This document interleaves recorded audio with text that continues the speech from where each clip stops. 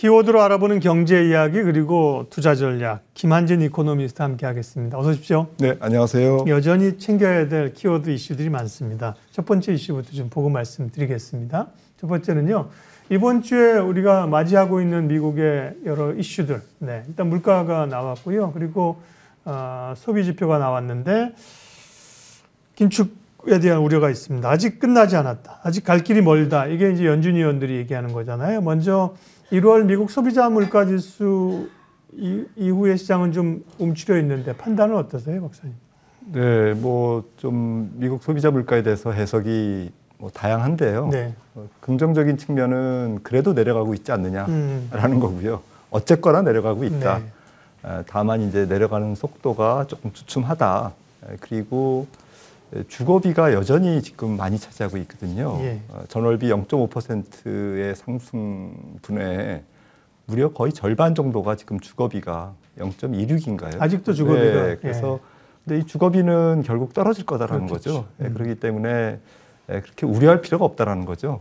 지금 숫자만 보고 우려할 건 없다라는 거고 조금 뭐 이 지표에 대해서 부담을 갖고 해석하시는 분들은 조금 속도가 잘 떨어지다가 지금 더 이상 뭐 안 떨어지는 그런 한계점에 달한 것이 아닌가. 그러니까 가령 이제 에너지 같은 경우도 쭉 떨어지다가 전달에는 다시 올랐습니다. 네. 그래서 뭐 유가가 이제 살짝 반등했기 때문에 이제 다 잘 떨어지고 있는 에너지도 이제 조금 방해를 놓고 있고 인플레이션 안정에. 그리고 여전히 이제 서비스 쪽의 물가가 스트롱하다. 예. 그래서 갈 길이 너무 멀다. 갈 길이 멀다라는 얘기는 결국 연준이 긴축 정책을 굉장히 또 오래 혹은 더 높게 지속할 수밖에 없지 않느냐. 예. 긴축 정책에 대한 정당화. 이게 양면성이 다 같이 포함되어 있는 것 같습니다. 그러니까요. 네. 숫자가 압도적으로 나왔지 않았기 때문에요. 예를 들면 뭐 축구 경기를 하면서 3대0으로 졌다. 진 팀은 할 말이 없는 거죠. 그죠? 네. 조용히 짐 싸서 가는데 3대2로 졌다. 4대3으로 졌다 그러면 한 골은 우리가 실수해서 먹은 거잖아. 뭐 네. 그냥 얼떨결에 뭐 놀 날이 많은 거죠. 졌지만 잘 졌다. 해석의 여지가 조금 각자 좋게 해석을 하고 있는 건데요. 어쨌든 간에 긴축에 대한 우려들이 조금 커진 건 사실이고요. 3월에는 지금 이제 금리를 2월 1일 일이어서 3월에도 일단 올린다. 네. 그쯤 멈출 거에서 이번에 CPI 나오면서 5월 인상 가능성도 높아졌고 6월 인상까지 되더라고요. 네. 근데 지난번 이제 박사님 어쨌든 3월 정도 인상이 좀 마무리될 걸로 보셨었잖아요. 네.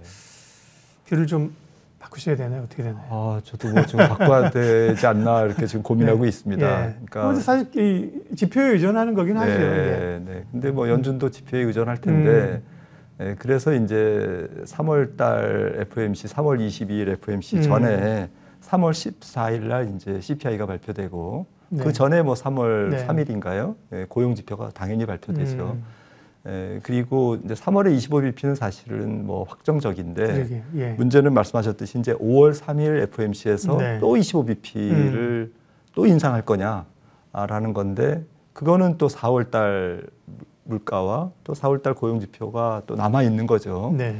그래서 5월 달에 결과적으로 조금 25bp를 추가로 인상할 가능성, 5.25가 최종 기준금리가 될지 여부는 두 번의 물가 지표와 두 번의 고용 지표에 달려 있다. 이렇게 말씀을 드릴 수 있는데, 어쨌거나 지금까지 나온 뭐 이번 달 나온 지표를 참고해 보면 분명히 노이즈는 있을 겁니다. 고용 지표도 조금 통계가 바뀌면서 기준점이 바뀌면서 조금 높게 나온 부분도 있고, 물가도 조금 뭐 이 계절 조정에서 한 4bp 정도가 조금 더 올라갔거든요. 근원 물가 같은 경우에는 9bp 정도가 올라갔고요. 0.09%포인트. 이런 부분들이 조금 알게 모르게 좀 계절적 요인이 있기 때문에 더욱이 뭐 3월 달 발표되는 또 4월 달 발표되는 물가 고용 지표가 더 중요성이 클 것 같은데, 결론적으로는 5.0보다는 조금 연준은 5.25 정도는 열어놓고 있을 것 같고, 3월 FOMC에서 점도표의 중간값이 올해 연말에 기준금리의 중간값이 현재 5.15에서 5.3 정도로 올라가지 않을까 그렇게 예상하고 있습니다. 네. 또 연준 내에서 인사 이동이 있으면서 이것도 사실은 긴장이 좀 됩니다. 그러니까 브레이너드 부의장이죠. 그 전에 이사였는데 뭐 비둘기의 여왕 아닙니까? 중심을 잡아주는 우아한 비둘기인데 이분이 그 국가경제위원회 위원장으로 이제 자리를 옮기면서 이 자리가 비어서 연준 안에서 매파 목소리가 좀 더 커질 것이다 이런 우려가 있는데요. 이거는 뭐 그냥 해프닝으로 봐야 되는 건지 실제로 그렇게 될는지 그러네요. 예. 네, 누가 프랑스에서 조사한 걸 네. 보니까 1960년부터 2015년까지인가 조금 조사를 해보니까 연준 위원들이 의외로 이제 비둘기파보다는 매파가 조금 더 많았다고 그럽니다. 예. 매가 35%, 비둘기가 30%가 조금 안 되고 네. 나머지는 이제 박쥐파 왔다 갔다 하는 네. 이제 박쥐파인데 지금 특히나 이제 연준 의장의 성향이 중요하겠죠. 예. 네, 워낙 파월 의장의 성향이 비둘기이기 때문에 살짝 뭐 지난번에 매처럼 행동을 했지만 여전히 이제 비둘기라는 걸 사람들이 눈치챘죠. 그래서 이번 같은 경우에는 어쨌든 비둘기가 좀 많습니다. 그리고 브레이너드 백악관 들어가면서 NEC 의장 들어가면서 지금 굴비스 시카고 연은 총재가 지금 뭐 후임 혹은 뭐 하버드대 모 교수가 또 후임으로 네. 지금 설왕설래하는데 아무튼 어제 월스트리트저널인가에서는 이제 굴비스 시카고 연은 총재가 거론됐고 그러면 시카고 연은 총재를 또 다시 뽑아야 되지 않습니까? 그렇죠. 예. 그런데 시카고는 지금 또 지금 의결권이 없기 때문에 네. 12명의 의결권을 충족하는데 부족함이 있기 때문에 로레타 메스터가 이제 또 올라올 거다. 투표권을 가질 거다. 로레타 메스터 클리브랜드 연은 총재는 사실은 또 매파거든요. 네. 그래서 전체적으로는 결론이 그렇게 한 명의 좀 브레이너도 물론 중요하지만 연준 부의장이기 때문에 제 생각에는 파월 태도가 그것보다는 훨씬 더 중요하다. 그리고 앞서 말씀 나눈 데이터가 더 중요하다라고 네. 생각을 합니다. 다행입니다. 예. 통화정책 얘기했고요. 두 번째 키워드 확인하도록 하겠습니다. 우리가 이제 올해 잊으면 안 되는 단어 이제 중국인 거죠. 중국이 이제 3월에 양회도 있고요. 경제를 본격적으로 회복하지 않겠냐는 기대감이 있는데 중국의 경제 회복력이 예전 같지 않을 수도 있다. 너무 낙관하면 안 된다. 이런 지적도 나오고 있는데 그런 주장하는 사람들의 근거는 뭘까요? 네, 아마 중국이 2012년에 경기 부양책을 조금 심하게 펴면서 네.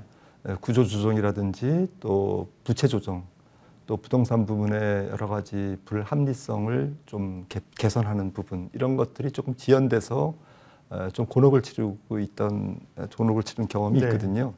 그래서 뭐 이번에는 일단 봐가면서 경제 정책을 펼 것이다. 그러니까 무조건 살려야 돼라는 네. 것보다는 전체적으로 리오프닝 자체가 경기 부양책이기 때문에 이 리오프닝 상황에 따른 보복 소비라든지 또 생산활동의 개선이라든지 교육의 정상화 이런 것들을 지켜보면서 네. 선택적으로 제한적이고 선택적으로 부양책을 펼치지 않겠느냐. 그럴 수밖에 없는 게 중국의 근본적인 어쨌든 그 구조 조정이 있지 않습니까? 또 부동산 부분에 또 지방정부 부채 문제 이런 부분들은 앞으로 개선을 해야만 되는 아주 중차대한 그 과제이기 때문에 이 자체를 일단 경기를 살리고 봐야 되기 때문에 모든 네. 것을 다 포기하면서까지 그렇게 구조 조정을 미룰 가능성은 없는 거죠. 그런 측면에서 리오프닝 자체가 갖는 상징성과 실질적인 부양 효과를 지켜보면서 해도 늦지 않을 거다라고 생각을 하고 있고요. 물론 네. 이제 SOC 투자라든지 소비 진작책을 안 하는 건 아닙니다. 안 하는 건 아니지만 시장에서 기대하는 것처럼 굉장히 센 부양책이 나와서 중국 경제가 올해 GDP가 5.7, 5.8, 6%에 가깝게 성장할 네. 거다라는 것은 조금 오버 아닌가. 그래서 저는 5%대 초반대 성장률은 달성할 수 있지 않을까라고 생각을 합니다. 옛날에 최강희 감독이 아니라 닭공축구라고 혹시 아세요? 네. 아시죠? 닥치고 공격. 네. 근데 중국은 닥치고 경기 확대는 아닐 것 같다. 네. 그 의견에 동조를 네. 하시는 네. 거고. 전인대에서 성장률 올해 목표치를 6% 제시할 것이라는 보도가 있었는데 지금 박사님 말씀하신 거 보면 거기까지는 안 되고 5%. 네. 근데 기저가 있기 때문에 6%가 황당한 것도 아니긴 한 것 같은데요. 네, 사실은 보복 소비는 또 말린다고 될 부분도 아니고 예. 또 기저 효과도 말씀하셨듯이 중요하기 때문에 네.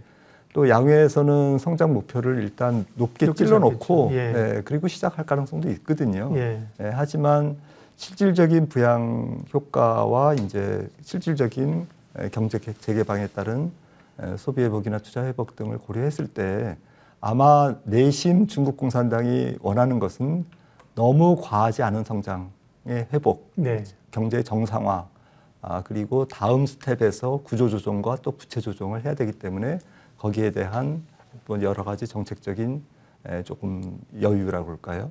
조금 이렇게 스페이스를 확보하려고 하는 측면도 있을 거다라고 생각을 합니다. 키워드 경제, 다음은 환율과 유가 얘기를 좀 하겠습니다. 키워드 보여주시면요. 네, 환율이 다시 조금 오르잖아요. 부담스럽고요. 유가는 아직은 좀 안정적인데 또 좀 복병으로 좀 자리 잡고 있어요. 먼저 외환시장 보게 되면 뭐 지난해 1,440원 갈 때는 누가 봐도 좀 과했던 거고요. 네. 빠르게 내려오면서 1,216원. 제가 보는 지표는 네. 1,200원 초반까지 갔다가 지금 1,280원이니까 되돌림으로 봐야 됩니까? 아니면 조금 더 위쪽으로 단기적으로 열어놔야 됩니까?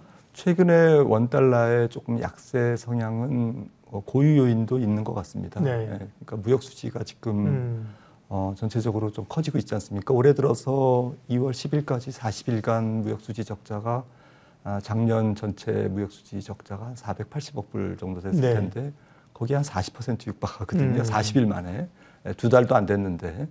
이렇게 이제 무역 수지가 조금 안 좋고 또 우리나라도 좀 여행을 올해 많이 나가기 때문에 여행 수지도 나쁠 것 같고요. 그런 측면에서 원달러 고유의 우리나라 고유의 약세 요인이 조금 최근에 원달러를 좀 들어 올리지 않았을까라고 생각을 하고 있고요.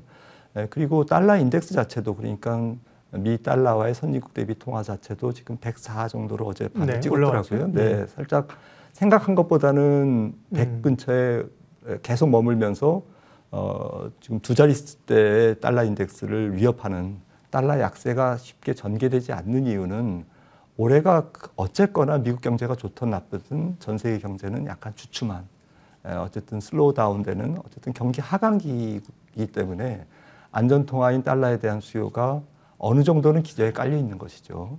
그런 측면에서 글로벌 달러의 약세의 한계 그리고 우리나라 고유의 요인 그리고 이제 엔화가 좀 캐스팅 보드가 될 것 같은데 네. 엔화와 위안화의 움직임이 아직까지는 방향성을 못 찾고 있습니다. 네. 유가 부분 조금만 짧게 코멘트해 주시죠. 유가는 뭐 지금 78대 상당히 안정적인데 또 불안한 얘기들은 많이 나오고 있어서요. 네. 그래서 유가도 뭐 최근에 이제 오펙이 하루 10만 배럴 정도 올해 전체적인 석유 수요가 증가할 거다. 네. 왜냐하면 이제 중국이 미국 다음으로 전 세계 석유 수요를 크게 차지하고 있기 때문에 중국 수요가 늘 거다라는 것인데요. 하지만 이 숫자는 작년 대비로는 전 세계 석유 수요가 조금 둔화되는 것입니다. 그래서 전체적으로 뭐 세계은행도 전망을 했습니다만 올해 세계 교역 성장률이 장기 평균 2010년에서 2020년까지의 평균 대비 한 3분의 1 정도의 수준의 낮은 교역 증가율이 예상될 정도로 올해 경기가 전체적으로 수요 둔화 측면을 무시할 수는 없기 때문에 전체적으로 뭐 그렇게 유가가 100불을 크게 넘는 그러한 하이퍼 유가가 형성될 가능성은 지금으로서는 낮을 것 같습니다. 오늘도 세 가지 키워드 살펴봤고요. 마지막으로 김한진 박사님이 시청자들, 투자자들을 위해서 주시는 투자 인사이트 확인해 볼까요? 오늘은 어떤 내용인지요? 네. 김한진의 투자 인사이트. 네. 행운에 속지 마라. 운을 믿으면서 투자하지 말아라. 예, 나심 탈렙 얘기인데요. 투자라고 하는 거는 뭐 상당 부분의 네, 운, 네, 이런 게 필요한 거 아닙니까? 네, 아마 책에서 뭐 탈레브 씨가 이제 얘기한 것은 뭐 어쨌든 너무 합리적인 투자도 옳지 않지만 투자가 좀 약간은 합리적인 대로 움직이지 않지 않습니까? 시장도 그렇죠. 그렇고요. 네. 하지만 너무 운에 의존한 투자도 조금 그거는 좀 안 좋다라는 취지로 얘기하는 게 아닌가 싶고요. 투자와 투기가 있지 않습니까? 그러니까 너무 요행을 바라고 조급하고 또 운칠기삼에 의존하다 보면 한 번쯤은 맞을 수 있더라도 계속 그것을 반복하면 돈을 잃고 투자, 조금 기다리고 펀더멘탈을 보고 또 합리적인 어쨌든 이성적으로 투자하면 그런 투자를 계속하면 조금 계속 돈을 벌 수 있지 않을까 이런 취지에서 조금 오늘 또 지혜로 꼽았습니다. 네. 김한진 박사님과 함께하는 키워드 경제 이야기 오늘 여기까지 하겠습니다. 박사님 고맙습니다.